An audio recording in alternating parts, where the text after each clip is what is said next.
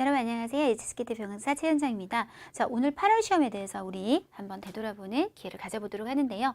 자, 오늘 시험 한번 보시면 듣기 같은 경우는 평상시와 비슷했어요. 전체적으로는 그냥 보기 보고 있으면 똑같이 불러주는 문제가 거의 대부분이었고요. 1부분, 2부분, 3부분 해서 전체적으로 한 문제에서 많게는 3문제 정도가 유추형인 걸 빼고 나면 유추, 듣고 조금 생각을 하고 표현이 바뀌고 이런 걸 빼고 나면 그냥 완벽하게 일치하는 문제가 대부분을 차지했기 때문에 거의 난이도 차이는 없었고요. 독해의 일부분, 우리가 단어가 5개 주어지고 또 상황에 따라서 괄호에 넣는 문제는요.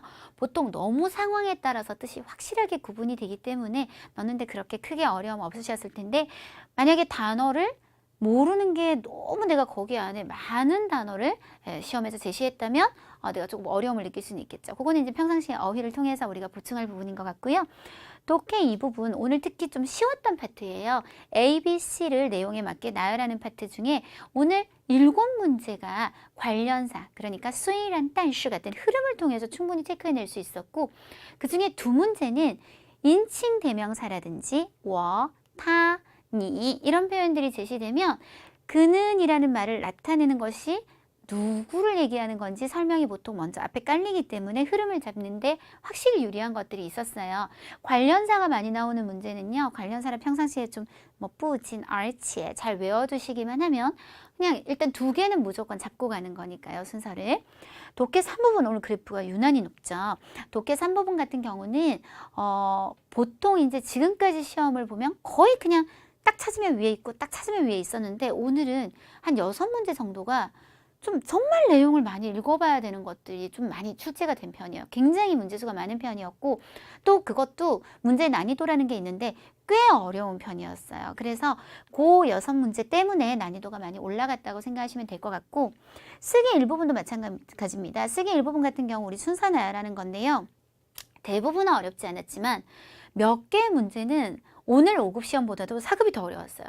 그래서 제가 요즘 출제하시는 분들이 뭔가 좀 서로 난이도가 협의가 안 되는 게 아닌가 이런 생각이 드는 게 계속 한 이 반년 정도가 4급의 쓰기 일부분이 5급의 난이도를 더 벗어나는 경우가 좀 많은 것 같아요. 그래서 쓰기 일부분 오늘 좀 난이도가 있었고 쓰기 이 부분 단어를 제시하고 상황을 보고 우리가 작문하는 것은 너무 많은 생각을 하지 않았다면 비교적 괜찮은 편이었는데 이제 한자 몇 가지 적는 게 조금 까다로웠다 이 정도 얘기할 수 있겠습니다.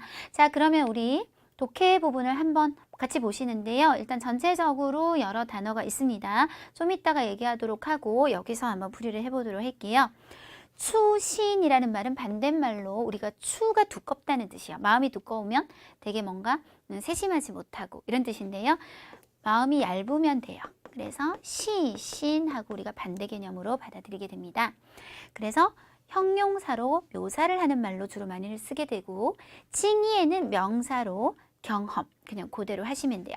尊重은 명사도 되고 동사도 돼서 존중, 존중하다 2가지 가능하시고 비엔, 양사입니다. 우리가 한 번, 2번 할 때 츠가 아니라 비엔을 꼭 써야 되는 경우가 있어요.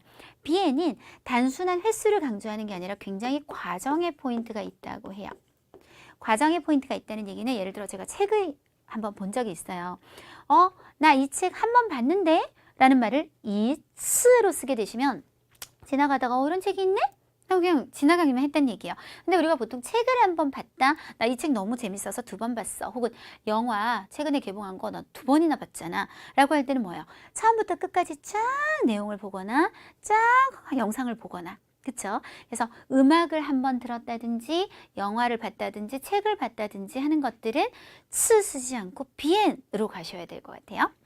시홍시 토마토인데요. 만약에 얘를 모른다. 그럼 또 나머지를 정확하게 넣고 제껴낼 수도 있을 거니까요. 자, 그럼 우리가 46번부터 보도록 합니다.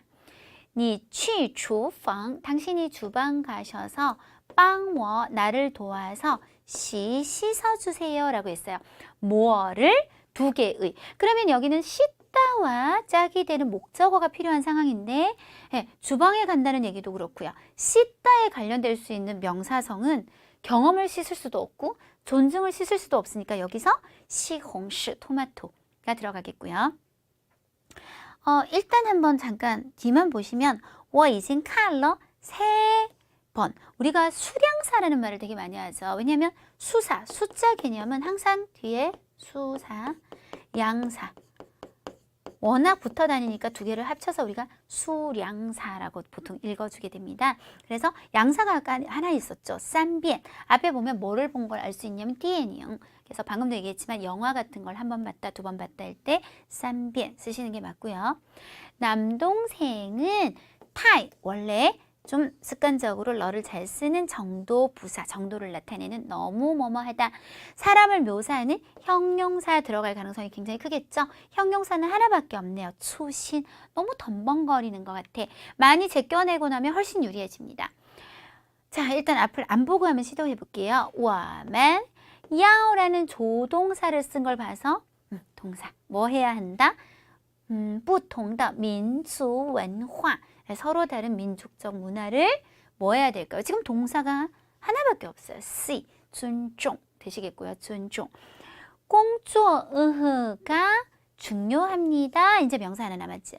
네, 징예. 경험이 중요할 것 같아요. 자, 그 다음에 아까 말씀드린 이 부분은 오늘은 관련사가 진짜 많이 나왔거든요. 한번 보시면 我妻子, 내 아내는 不仅. 그러면 우리가 不仅은 뭐뭐할 뿐만 아니라 라고 해서 문장 앞에다 짝을 쓸 땐 보통而且를 쓴다거나 부사 짝을 쓸 때는 예, 그러니까 주어 뒤에 쓰는 거죠. 짝을 예, 하이, 또한 이런 것들을 써서 좀 더 점층, 한 걸음 더 나아가서 추가를 시키는 의미를 나타내요.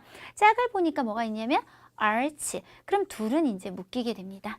그러면 이제 AC는 확실한데 B를 어디에 넣을 것이냐. 这是 타가 누군지 우리가 잘 모르죠. 그녀. 그랬더니 앞에 아내가 곧 그녀겠구나. 이 두 가지를 응용한다면 내 아내는 이러이럴 뿐만 아니라 게다가 이러한데 이것이 그녀가 어쩌고 저쩌고 이렇게 연결해 주시면 이거는 그냥 나열이 끝나게 되는 거죠. 하나 더 볼까요? 大家对 타, 그가 누군지 우리가 아직 잘 모르고 있어요. 자, 밑에 문장 한번 볼게요. 从来都没有出过问题. 出问题 동사 목적어로 이루어져 있어요. 주어가 없죠. 누가도 없이 이 말을 처음에 치지는 않을 거예요. 그쵸? 新来的同事, 새로운 우리 회사 동료가 工作态度认真, 업무 태도 아주 진지하고 负责, 책임을 지는 스타일이래요. 그러면 이 사람이 곧 타인 것을 알 수 있겠습니다. A, B의 순서는 조금 의미가 더해져야 될 것 같아요. 모두들 그에 대한 인상이 좋다는 말이 먼저 들어올까요?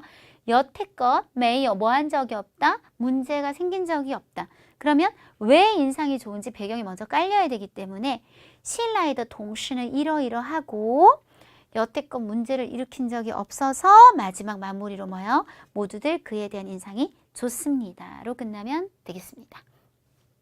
독해 3부분 아까 제가 말씀드린 조금 까다로웠던 문제들을 한번 뽑아내 보는데요. 먼저 문제를 항상 먼저 읽으셔서 说话人最可能在做什么? 在, 동사 앞에 在를 쓰면 뭐뭐 하는 중이다를 나타내는 부사가 되죠. 지금 뭐 하는 중일 것 같아요? 라고 했어요.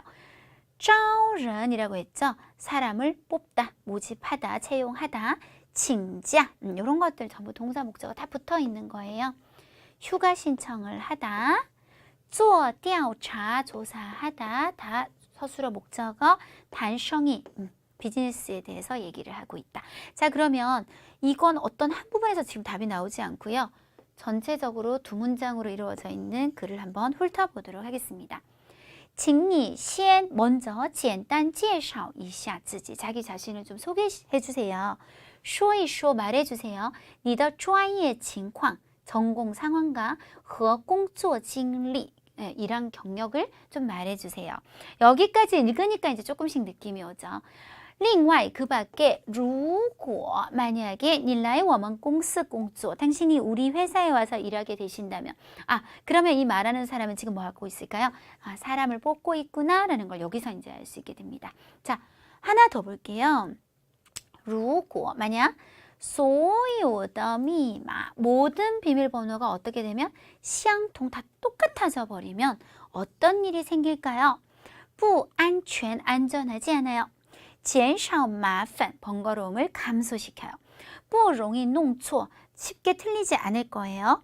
无法正常使用 정상적으로 사용할 방법이 없다. 없을 무자를 고급지게 우파. 그래서 매일이라고 생각하시면 됩니다. 자, 요거는 농이라는 말은 좀 이따가 우리가 쓰기 일부분에서도 나올 거라서 제가 미리 잠깐 얘기를 하고 가면 중국어에서 우리가 농이라는 말을 쓰는 가장 근본적인 이유는 뭐 사전 찾아봤자 하다 뭐 이런 식으로 나올 텐데 그래갖고 우리가 어법을 알 수는 없으니까요. 정확한 용법을 알려면 농이라는 동사는 어떤 구체적인 동작에 대한 필요성을 별로 느끼지 않거나 혹은 실제로 구체적인 동작에 대한 묘사가 불가능할 때 보통 많이 쓰게 됩니다. 예를 들어서 제가 생선을 샀어요. 그래서 주방에 들고 가서 농유 한다 그러면 우리는 이 말에서 상식적으로 많은 걸 떠올리게 돼요. 생선을 예를 들어서 머리를 탁 쳐내고 비늘 벗기고 배를 갈라가지고 뼈를 끄집어내고 막 깨끗하게 씻어가지고 정리를 딱 하는 이런 걸 떠올리게 되죠. 근데 그걸 만약에 하나하나 동작을 설명하면 어떻게 되겠어요? 엄청 길어지겠죠. 그래서 우리가 그런 필요성을 느끼지 못할 때 그렇고 아니면 내가 진짜로 실제로 다 이걸 설명할 상황도 아닐 때 농을 쓰시는데요. 그러다 보니까 농 같은 경우는 뒤에 결과보를 써서요. 내가 구체적으로 말은 하지 않겠지만 아무튼 이렇게 끝났어요 라고 흐름으로 많이 쓰게 돼요. 예를 들어 제가 여기 뭐가 묻었어요. 어떻게 더러웠는지 기억이 안 나요. 말을 할 수 없는 상황인 거예요. 근데 아무튼 어떻게 하다 보니 그 결과 더러워졌어요. 농짱러 죄송해요. 일성 농짱러 라든지 제가 지갑이 갑자기 안 보이는 거예요. 나 지갑 잃어버렸어. 어떻게 잃어버린지 구체적인 과정이 지금 생각이 안 나요. 하지만 어떻게 하다 보니 잃어버리게 되었어요. 농丢了 일성으로 쓴다거나 아니 제가 컴퓨터를 하고 있는데 갑자기 컴퓨터가 까매지면서 고장이 나버렸어요. 그 과정을 굳이 설명할 필요도 없고 설명할 수도 없죠. 그럴 때 어떻게 하다 보니 고장이 나버렸어요. 농坏了 이런 식으로 결과보와 함께 많이 쓰게 되겠습니다. 그래서 어떻게 하다가 그 굳이 우리가 설명하지 않아도 틀리게 되지는 않습니다 라고 얘기를 한 거예요. 자, 그러면 올라가셔서 한번 보시면 모든 비밀번호라는 말이 있는지 한번 살펴보면 여기 있기는 해요. 그러면 여기서부터 한번 읽어보도록 하죠. 有些人 어떤 사람은 所有的密码都是一样的 모든 비밀번호가 다 똑같은 사람이 있어요. 这样特别危险 굉장히 위험합니다라는 말이 뭐와 반대말을 안전, 안전하다와 반대말을 이루면서 거기 부정을 해서 안전하지 않다라고 묘사하면 같은 뜻이 되는 거죠.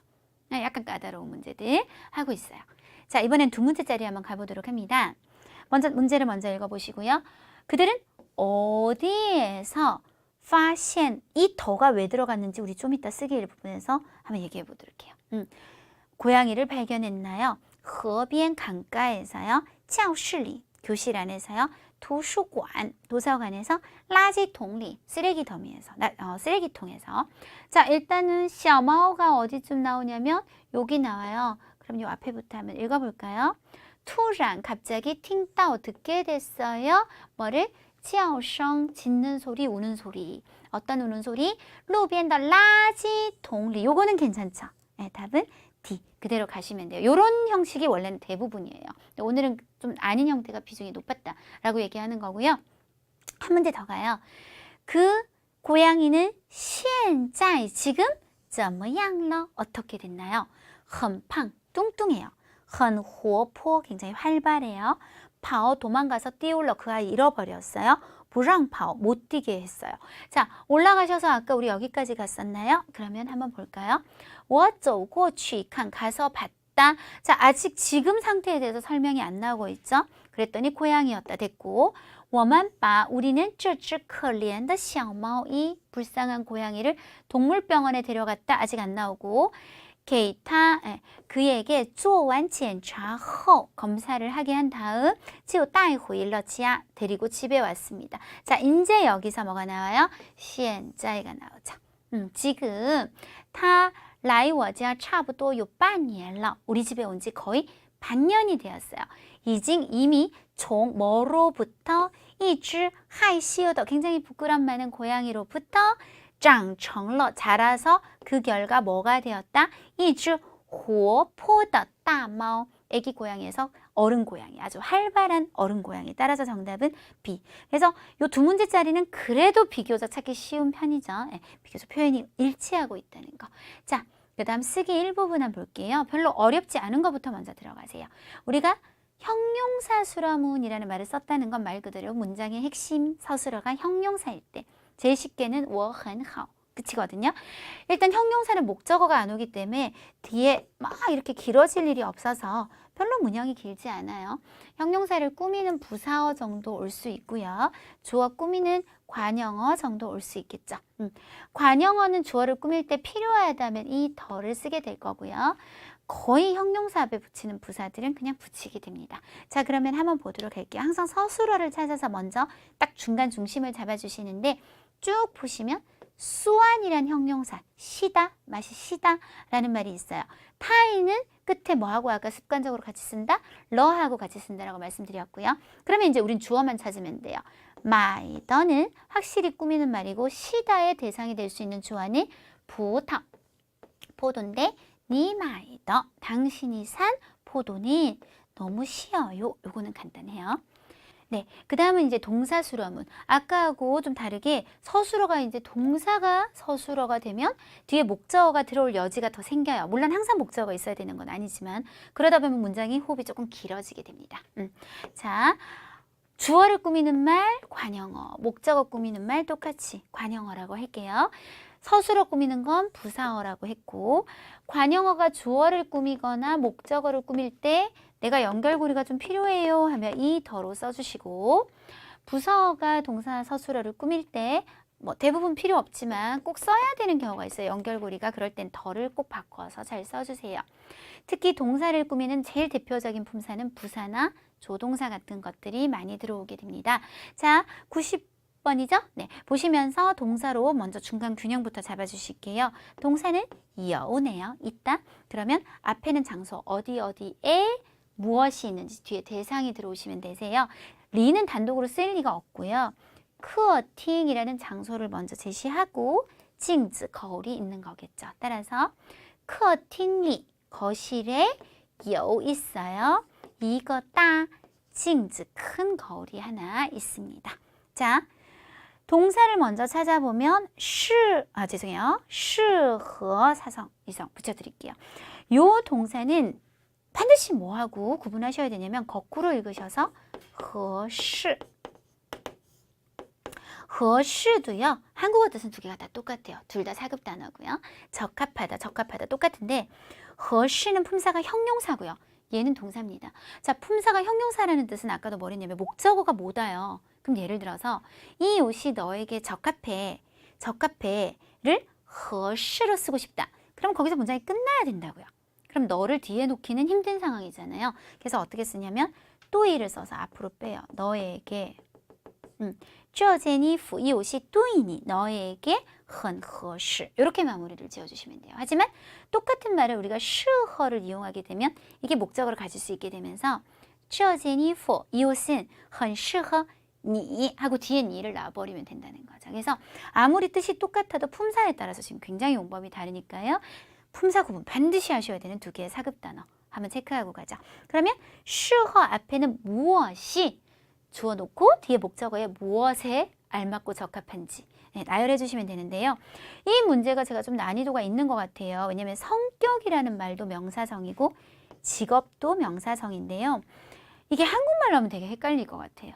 성격이 직업에 맞는지 직업이 성격에 맞는지. 하지만 자, 성격이 适合 직업에 맞는 겁니다. 왜냐하면 성격이 이 일에 맞춰져 있다라는 상태는 나타낼 수 있지만 직업이 걔 성격에 맞추는 건 말이 안 되거든요. 이러면 이해되세요? 네, 그래서 그건 굉장히 이상해요. 그래서 타더 싱거가 적합해. 어디에 맞춰져 있다? 이 직업에 잘 맞춰져 있다. 이렇게 이해하시면 될 것 같습니다. 자, 그 다음 역시 동사 수라문이니까 계속 풀이할게요. 여기서 동사를 쫙 찾아보니까 改变이 보입니다. 바꾸다, 변화시키다. 그 뒤에 原来的 원래의 해서 목적으로 꾸미는 말이 아예 달려 있고요. 주어는 그가 될 것 같고요. 그 다음에 뿌는 우리가 부사로 어쩔 수 없이 부득이하게 비슷한 말로는 只好 이런 표현도 같이 함께 두셔야 돼요. 자, 그러면 거의 윤곽은 다 드러났어요. 그가 어쩔 수 없이 改变 뭐를 바꿨죠? 원래의 지화 계획을 바꿨다. 이렇게. 그 다음은 서술성 목적어를 가지는 동사인데요. 제가 이거 강의 안 한 적이 거의 없어요. 총평특강, 후기특강 할 때마다 거의 언급하는 내용 중에 하나입니다. 자, 대부분의 동사는 목적어를 잘 보면 명사나 대명사, 어쨌든 명사 성격이 굉장히 많이 들어가요. 예를 들어 我去中国 하면 去 뒤에 목적어로 중국 이런 명사가 들어오잖아요. 그런데 어떤 동사들은 뒤에 명사보다 형용사, 동사같이 서술성 단어가 들어간다는 말은 무슨 말인지 예제를 한번 보면서 얘기할게요. 我觉得 우리 뭐뭐라고 느끼다, 생각하다라는 동사에 목적어를 한번 붙여보면 我觉得他 이렇게 끊기가 되게 애매한 거예요. 의미가 완성되지 않잖아요. 나는 그녀를 생각한다. 그런 뜻이 아니거든요. 얘는 반드시 목적어의 호흡이 길어져요. 我觉得她很漂亮. 她很漂亮 전체가 목적어 역할을 하면서 얘는 형용사가 하나 들어있죠. 하나 더 볼까요? 我觉得 나는 어떻게 생각해요? 또 목적어가 굉장히 호흡이 길어요. 她应该学 동사가 하나 들어있죠. 学汉语. 그녀가 중국어 좀 배워야 할 것 같다고 생각한다. 그래서 우리가 형용사나 동사는 앞에서 설명을 했지만 주로 서술어가 돼요. 형용사 수렴은, 동사 수렴은. 그런 애들이 목적어가 된다고 해서 이런 걸 뭐라 그러냐면 목적어는 목적어인데 명사가 아니라 이런 형용사, 동사 같은 원래 서술어가 되는 서술성 목적어를 가지는 동사는 얘네를 말하는 거죠. 이런 동사들이 있는데요. 오늘 이 문제 한번 보시면 이게 난이도가 굉장히 있다고 생각했는데 동사가 3개 보여요. 믿다, 완성하다, 있다. 그러면 이 문장은 서술어가 3개가 있는 문장이 아니라 시앙신이라는 동사는요. 명사도 목적으로 가져요. 我相信你 해도 돼요. 나는 너를 믿어. 하지만 나는 네가 뭐뭐 할 거라고 하고 뒤에 안에 엄청 긴 목적어가 들어와도 돼요. 그래서 지금 보면 완성하다, 有能力, 능력이 있다가 전부 목적어로 들어가게 돼서 한번 띄워놓고 나는 믿어요 하고 목적어의 호흡이 굉장히 길어요. 근데 그 안에 또 동사가 2개 보여요. 능력이 있을 거라고. 어떤 능력? 完成这个任务. 이 임무를 완성할 능력이 네가 있다고 믿어. 이렇게. 저는 이 정도의 난이도면요. 사실은 5급에 가고 5급에 오늘 쉬웠던 문제가 하나 오고 둘이 좀 바뀌어야 될 것 같아요. 5급은 오늘 되게 쉬웠거든요. 정도보어는 그가 말하는 정도가 하고 우리가 정도를 이 서술어가 어땠는지 이렇게 우리가 뒤에서 서술어 뒤에서 꾸미는 말을 보어라고 해요. 앞에서 꾸미면 방금 얘기한 것처럼 부사어가 되는 거고 그래서 뒤에서 이렇게 올라오는 것을 얘기하는데요. 여기 보면 이 더가 보이시죠? 그러면 오염된 정도가 하고 정도를 설명하는 말이 하나밖에 없죠. 뭐죠? 심각한 거예요. 很严重. 주어는 만들고 这儿的空气 이곳은 오염된 정도가 어떻다? 아주 심각하다. 이게 정도 보호 역할을 해서 이건 뭐 어렵지는 않죠. 빠자문. 빠자문은요. 빠는 한국어로 항상 뭐뭐을, 뭐뭐를 이라는 고정적인 해석을 하게 됩니다. 이때 몇 가지 중요한 포인트는 우리가 부사와 조동사, 그러니까 동사를 더 꾸미는 말이 부사, 조동사 같은 것들이 아까 주로 있다고 말했는데요. 반드시 빠 앞에 놓으시게 돼요. 我已经 이미라는 부사를 먼저 쓰고 把手 손을 이렇게 되시고요. 바에서 또 중요한 포인트는 동사를 썼죠. 동사 혼자 있고 뒤에 아무것도 없다. 절대 있을 수 없는 일이에요. 반드시 기타 성분을 붙여주세요. 여기서 기타 성분이라는 건 별건 아니에요. 뭐 러를 쓴다거나 보어를 쓴다거나 이렇게 됩니다. 그래서 씻은 결과도 썼어요. 결과 보어, 결과 깨끗해졌다. 러도 썼고요. 이런 것들을 꼭 같이 더 써줘야 되는데 지금 바가 떨어져 있죠. 오늘은 진짜 어려워요. 그러면 뭐를 하는 거를 또 찾아야 될 것 같고요. 그리고 농을 아까 제가 잠깐 가르쳐 드렸죠. 구체적인 동작에 대한 언급을 지금 좀 피하고 있고요. 그래서 비에 뭐뭐 하지 말아라 라는 부정부사예요. 부사를 먼저 쓰고 무엇을 이라고 해서 하지마, 바, 야, 까오에 그러니까 치약을 농, 따 어디에다가 말하자면 농은 어떻게 하다가 어디에 가지 말라는 얘기예요. 떨어뜨리지 마 정도가 되겠죠. 衬衫上 셔츠나 블라우스 위에 떨어뜨리지 마 라는 뜻 정도로 해석이 가능하겠습니다. 자, 비교문은 뭐 어렵진 않아요. A가 B보다 형용사 하다. 그런데 오늘 문제는 굉장히 조금 난이도가 있게 나왔어요. 한번 보시면요. 일단 郊취더는 꾸미는 말이 겠죠? 지하오취라고 하면 우리가 중심지에서 되게 떨어진 교외 지역, 변두리. 띠가 형용사예요. 낮다. 그러면 뭐가 뭐보다 낮냐인데 지하오취의 房价, 방 가격, 집 가격이 比市区 더로 끝내는 게 이상하다고 생각하실 수 있다는 생각이 좀 든 거예요. 이건 당연히 앞에 房价가 의미가 중첩되니까 생략한 거예요. 그래서 시내 지역에 있는 것보다 그냥 이렇게 비교를 해도 누구나 다 이해할 수 있으니까요. 낫습니다. 이렇게 되겠습니다. 자, 그 다음 마지막 겸어문. 서술어가 2개 있는 문장이긴 한데 우리가 서술어가 2개 있다. 예를 들어 주어에 동사 1, 보통 요건 동사 2 이렇게 들어오는 건 연동문도 있거든요. 예를 들어 나는 중국에 가서 중국어를 배울 거면 我去中国学汉语. 근데 연동문은 딱 보면 내가 가는 거고요. 내가 배우는 거고 계속 주어가 일치성을 보여요. 그래서 동사가 연이어서 계속 한 주어에 온다 해서 이름이 연동문 이렇게 되는데 이 이름은 되게 이해하기가 쉽지만 겸어문이라는 이름은 조금 낯설다고요. 그래서 한번 똑같이 서술어가 2개인데 왜 이름이 다른지를 보시면 我让他让 누구를 뭐뭐 하게 하다라는 사동 동사가 한번 보였고요. 学汉이 중국어를 배우게 만들었다고 했어요. 이때 잘 보시면 요게 한 문장이 돼요. 내가 시켰어요. 그를 이렇게. 예? 이번에는 요게 한 문장이 돼요. 그는 배워요. 중국어를 이렇게 됩니다. 사실 2문장이 이렇게 가다가 연결이 되는데 이때 연결고리 역할을 하고 있는 게 타죠. 얘는 이렇게 연결고리 역할을 하다 보니까 앞문장, 뒷문장과 모두 관련성이 있게 되는데 앞에 서술어 동사한테는 지금 목적어 역할을 했던 애라고요. 그런데 뒤에 동사한테는 또 주어 역할을 하고 있죠. 그래서 2가지 역할을 뭐 한다? 겸한다 해서 얘를 겸어라고 불러요. 그래서 전체적으로 뭐가 된다? 겸어문이 되게 됩니다. 얘는 주어가 체인지 되죠. 시킨 건 나지만 배우는 건 걔가 되는 거예요. 자, 한번 보시면 时라는 사동 동사가 있어요. 그러면 겸어문으로 갈 수밖에 없는데요. 그러면 꾸미는 말들을 좀 다 뺄게요. 갈수록 선생님의 빼고 나니까 뭐만 남아요? 2개가 남죠. 이 문제가 어려운 이유는 바로 이 단어 때문이에요. 自信은 자신감이라는 명사만 되는 게 아니라 형용사가 돼요. 자신감 있다. 자신감이 넘치다. 이렇게 돼버린다고요? 얘를 형용사로 보지 않으면 이 문제는 굉장히 풀기가 힘들어져 버려요. 그래서 선생님의 격려가 라는 주어에 그녀로 하여금 첫 번째 서술어가 보였죠. 어떻게 변하게? 위엘라 위에 自信 서술어가 2개째 나온 거예요. 갈수록 자신감 있게 만들었다. 그래서 그녀라는 단어를 한번 보시면 그녀를 뭐뭐하게 만들었으니까 사동동사 시에게 목적어 역할을 하고 있고요. 자신감 있다라는 형용사 앞에서는 그녀가 자신감이 있는 거니까 얘가 겸어가 되면서 전체 겸어. 진짜 어려웠다고 솔직히 생각해요. 몇 문제는. 끝에 지금 나왔던 풀이들은 굉장히 어려웠다고 생각해요. 그래서 요 전체적으로 보면 선생님의 격려가 그녀로 하여금 점점 더 자신감 있게 변하게 만들었다. 자, 그 다음 강조문. 가지가지 한다고 얘기해야 될 것 같은데 예를 들어서요. 대화를 나눠요. 중국사람이 물었어요. 걔 왔어?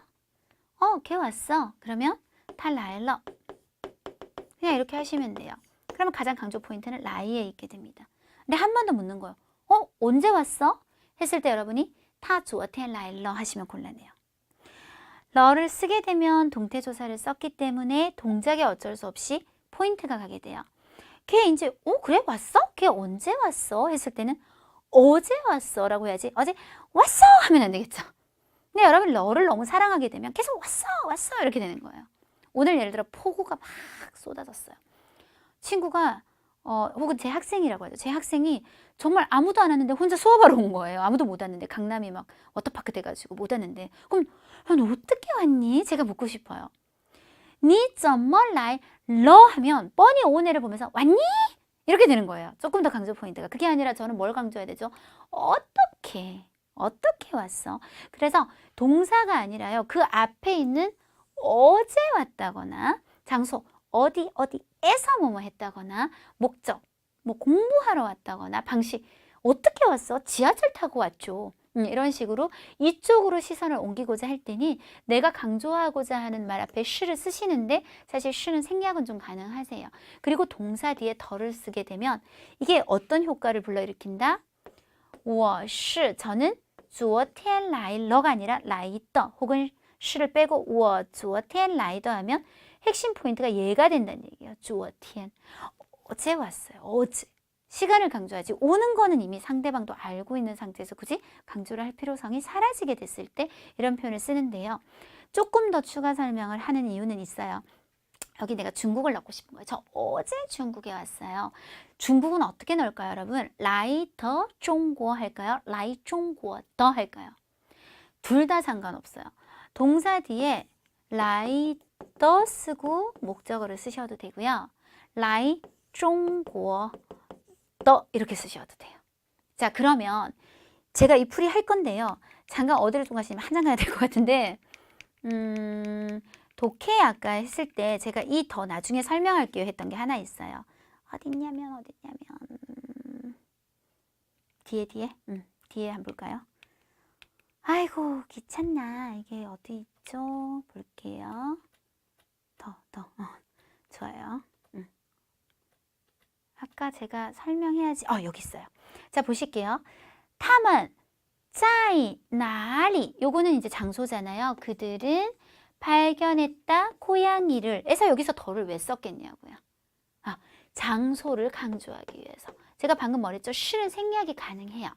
그래서 이 더는 여기 빼셔도 되고요. 방금 얘기한 대로. 그들은 어디에서 发现小猫的 하셔도 되고 发现的小猫 하면 이게 여러분이 아는 뭐뭐의가 아니에요. 꾸미는 말이 아니라 어디에서 발견한 것보다는 어디에서 장소를 강조하니까 A, B, C, D도 장소에 대해서 대답을 하고 있잖아요. 어디에서. 네, 그래서 이런 것들도 다 아까와 연관이 되는 어법이라서 한번 제가 점검해 봤습니다. 그럼 다시 아까 문제로 돌아가셔가지고 한 번 더 비교문 다음에 경험은 마지막. 요거 한번 보시면요. 일단 제가 한번 띄워버릴게요. 你究竟 너는 도대체 이건 부사고요. 是 하고 너는 강조하기 위해서 쓴 거예요. 뭐를? 从哪儿 어디로부터라는 장소를. 그 다음에 听 들어왔다까지 묶을게요. 들어왔다 뭐를? 소식을. 그래서 들었니? 묻는 게 아니라 어디에서 들었니? 도대체 어디야? 라고 물을 때 이 종나를 강조하기 위해서 앞에 뭐를 썼고 시를 썼고요. 이 더는 听来的消息 해도 되고 听来消息的 라고 쓰셔도 상관없다는 얘기가 되겠습니다.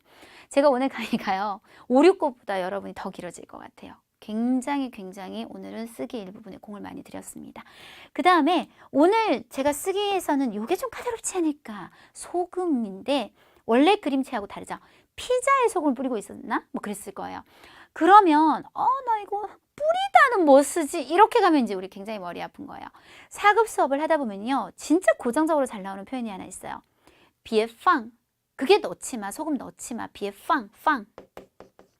타이또예. 너무 많은 소금은 넣지 마. 그걸 쓰시면 돼요. 피자 못 쓰세요.